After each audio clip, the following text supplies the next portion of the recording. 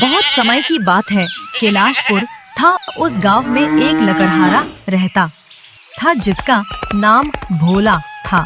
भोला बहुत ही ईमानदार और मेहनती था।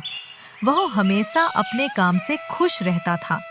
उसके पास ज्यादा पैसा नहीं थे, लेकिन वह अपनी लाइफ से खुश था।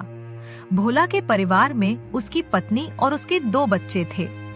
भोला सेठ हरिचंद्र के यहाँ लकड़ी काटने का काम करता था और लकड़ी काटने के बदले में सेठ हरिचंद्र भोला को पैसा दिया करता था, जिससे भोला और उसके परिवार का जीवन यापन होता था। राधा, मैं काम पर जा रहे हूँ। आज बहुत देर हो गया है, तो तुम बच्चों को स्कूल छोड़ाना। जी, स्कूल तो मैं छोड़ाऊंगी, लेकिन मोनू और चिंकी पिछले 2 दिन कह रहे हैं कि स्कूल की टीचर स्कूल की फी मांग रही है। हाँ, तो जाके दे आओ ना स्कूल की फी। अजी कहाँ से दूं? स्कूल की फी आप जो पगार लाते हैं उसमें तो मुश्किल से तो घर चल पाता। इतनी सी पगार में बच्चों का फी कैसे भरूं? अजी मैं आपको एक बात बता देती हूँ, आप सेठ हरिचंद्र जी से पगार बढ़ाने के लिए बोलिए। दिन पर दिन खर्चा बढ़ता जा रहा है। बाजार में अगर सब्जी लेने निकलो तो सब्जियों का दाम आसमान छू रहे हैं, और बच्चों की पढ़ाई का खर्चा, घर का खर्चा, अब इतनी कम पैसों में कैसे हमारा गुजरा होगा। ठीक है, मैं आज ही पगार बढ़ाने की बात करता हूँ। इतना बोलकर भोला काम पर निकल जाता है। अरे भाई, आज तो पगार का दिन है। देखो, अब ये सेठ हरिचंद्र कोई ना कोई लोचा जरूर करेगा। हमेशा कोई ना कोई बहाना बनाकर पगार कम कर देता है, और अगली बार तो मेरी आधी पगार काट ली थी, ये कहकर कि जो तुम मुझसे 200 उधार लिए थे उसका ब्याज बढ़कर 1000 हो गया है, इसलिए मैं तुम्हारी पगार में से 1000 रुपया काट रहा हूँ। हाँ हरिया भाई, तुम सही कह रहे हो। ये सेठ लालचंद्र 1 नंबर का चालाक और लालची भी। एक तो दुगना काम करवा लेता है और पैसे भी पूरे नहीं देता। हाँ भाई, मेरा भी सेठ लालचंद्र पगार काट लिया था। सिर्फ मैं 2 छुट्टी ली थी जब मेरी मेहरारू बहुत बीमार थी, और ये लालचंद्र ने इस बात का फायदा उठाकर मेरी पूरी आधी पगार काट ली है। भगवान सेठ लालचंद्र, मेरा इस बार पूरी पगार दे दे, बच्चों की स्कूल की फी भी देनी है। ऐसे सभी लोग अपने काम पे लग जाते हैं। फिर काम खत्म करके वो लोग हरिचंद्र के पास जाते हैं। सेठ जी, आज महीना पूरा हो गया है, हमें हमारा पगार दे दीजिए। देखो भाइयों, अभी मेरे पास तुम्हें देने के लिए पैसे नहीं हैं। अभी माल नहीं बिका है, सारा माल गोदाम में ही पड़ा हुआ है। कल या परसों तक तुम्हें तुम्हारी पगार मिल जाएगी। पर सेठ जी, अभी हमारे पास बिल्कुल पैसे नहीं बचे हैं। घर का भी सामान भी लाना है और बच्चों का फी भी भरना है। अरे मैंने कहा तो सही, 1-2 दिन और रुक जाओ, कल या परसों तक पैसे मिल जाएंगे। अभी मेरे पास पैसे नहीं हैं। सभी लकड़हारे निराश मन से अपने अपने घर चले जाते हैं। आजी क्या हुआ इस बार, कितना पगार मिला है? राधा, अभी कोई पगार नहीं मिला है। सेठ जी ने कहा है कि 1-2 दिन में पगार मिल जाएगा। पगार नहीं मिला आपको? तो पता है ना, बच्चों की फी भरनी है इनकी। स्कूल टीचर ने आज साफ साफ चेतावनी दे दी है कि अगर कल फिश नहीं लाई तो बच्चों को घर पर ही बैठा लेना। अब बताओ मैं क्या करूं? मैं क्या करूं राधा, ये सेठ हरिचंद्र समय पर का भी पैसे देते ही नहीं है। अब तो हम इंतजार के सिवा कुछ कर ही नहीं सकते। 1-2 दिन की बात है, देख लेता हूं। ऐसे ही 2 दिन गुजर जाते हैं। 2 दिन बाद सेठ हरिचंद्र सबको पगार देता है। हरिया, ये ले अपनी इस महीने की पगार। सेठ जी, ये तो बस 2000 हैं। मैं तो इस महीने 3000 का काम किया हूँ। हाँ, काम तो किया है, लेकिन तूने 1-1 घंटे आराम भी तो किया है। ये पैसे उसी आराम के काटे हैं।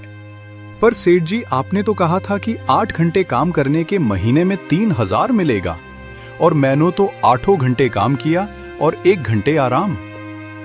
देख हरिया, मुझे ज्यादा हिसाब किताब मत सिखा। ये 2000 रख चाहिए, तो अगर नहीं चाहिए तो कहीं और काम ढूंढ ले। बेचारे हरिया के पास उन पैसों को लेने बजाय और कोई रास्ता नहीं था। हरिया चुपचाप वह पैसे रख लेता है। अरे भाई, ये सेठ हरिचंद्र एक नंबर का बेईमान इंसान है। सारे पैसे अपने जेब भर लेता है और बहाने बनाता है कि लकड़ियों के दाम सस्ते हो गए हैं। देख लेना, किसी न किसी दिन हम लोग गरीब की उसे हाय लगेगी। नहीं हरिया, ऐसे नहीं कहते। वो हमारे अन्नदाता है। आखिर उन्हीं के वजह से तो हमारा घर चल रहा है। अरे कहें का अन्नदाता काम के पूरे पैसे तो देता नहीं है। पूरे महीने मेहनत करके मिलता क्या है? बस 2000 रुपया। इसमें घर खर्च कैसे चलाए? ऐसे तो हम कभी तरक्की नहीं कर पाएंगे। और हम कर ही क्या सकते हैं हरिया? हमें लकड़ी काटने की सिवा और कोई काम कहाँ आता है? और कोई काम खोलना भी चाहे तो उसके लिए हमारे पास पैसे कहाँ है? अब जो भी हो, अब ये सेठ हरिचंद्र ही सहारा है ना। थोड़ी देर बात करने के बाद अपने अपने घर चले जाते हैं। जी आ गए आप। कितना पगार मिला? राधा, इस बार सेठ जी बस 2500 रुपया ही दिए हैं। बस 2500? इतने में कैसे घर पे चला पाएंगी बच्चों की? फिश में ही 1000 रुपए निकल जाएंगे। फिर 1500 में क्या क्या करेंगे? अब मैं क्या कहूँ राधा, अब तुम्हें इसी में ही गुजरा करना होगा। तुम सबसे पहले बच्चों की फी भर देना, इसके बाद बाकी का मैं देखता हूँ। अजी आप क्या देख लोगे? सेठ जी से पूरे पैसे मांगे नहीं गए आपसे? नहीं राधा, में सेठ जी पैसों के लिए कहा था, पर सेठ जी ने साफ इनकार कर दिया और कहा ये लेना है तो लो, वरना कहीं और काम ढूंढ सकते हो। मैं सोच रहा हूँ लकड़ी काटने के बाद कहीं और भी काम ढूंढ लूं। सेठ जी यहाँ से काम करने के बाद मैं दूसरी जगह पर काम करूंगा, इससे कुछ ज्यादा आमदनी हो जाएगी। आज ही मैं सेठ जी के यहाँ काम करने के बाद और दूसरी जगह काम के तलाश में इतना कहकर भोला काम पर निकल जाता है। और जैसा कि भोला ने कहा था, हरिचंद्र के यहाँ काम करने के बाद दूसरी जगह काम की तलाश में निकल जाता है। भोला पूरे गांव में काम ढूंढता है, दुकानों दुकानों पर जाकर लोगों से काम मांगता है, मगर हर जगह भोला को केवल निरसा ही हाथ लगता है। अंत में थक हार कर भोला वापस जाने लगता है। तभी वो देखता है कि अचानक बहुत सारे हाथी का झुंड उसके तरफ तेजी आ रहा है। यह देखकर भोला डर जाता है। वह चारों तरफ देखता है तो उसे एक गुफा दिखाई देता है और वह गुफा में जाकर छुप जाता है।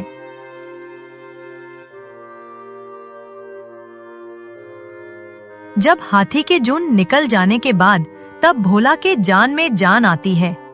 हे भगवान, आज तो बाल बाल बच गया, वरना आज तो मैं इन हाथियों के पैरों तले कुचला ही जाता। पर ये मैं कहाँ आ गया?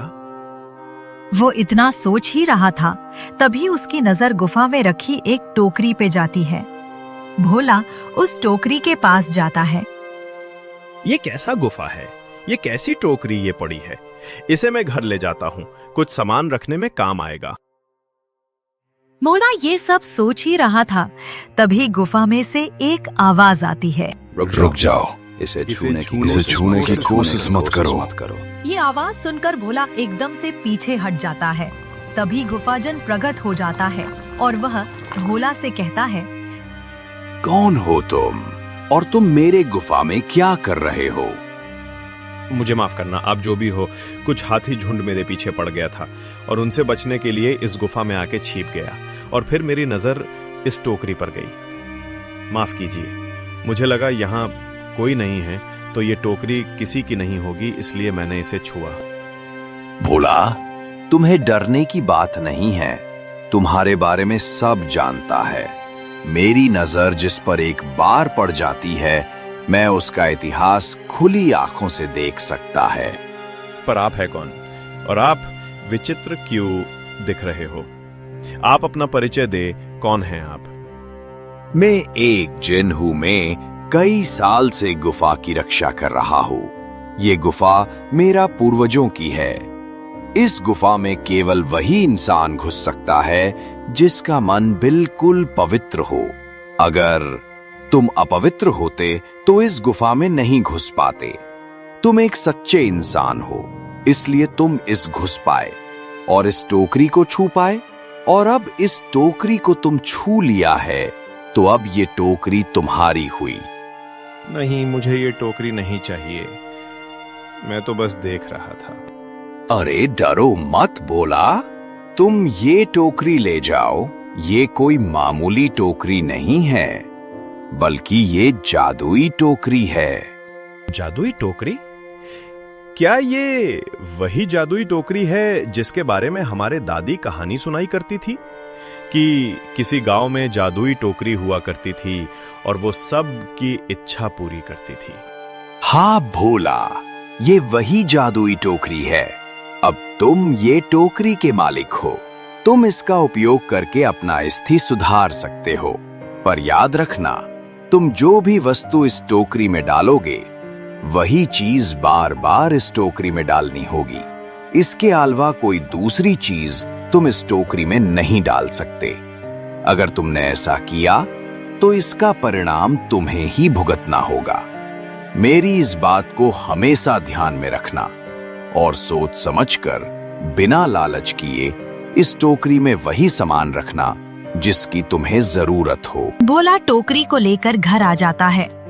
राधा, ये देखो, ये मैं क्या लेकर आया हूँ। क्या लाए हो बस आप? ये टोकरी। सबसे पहले आप ये बताइए, आप तो काम की तलाश में गए थे ना, तो कोई दूसरा काम मिला कि नहीं? नहीं, अरे राधा, मेरी पूरी बात तो सुनो। ये कोई ऐसी वैसी टोकरी नहीं है, बल्कि ये एक जादुई टोकरी है।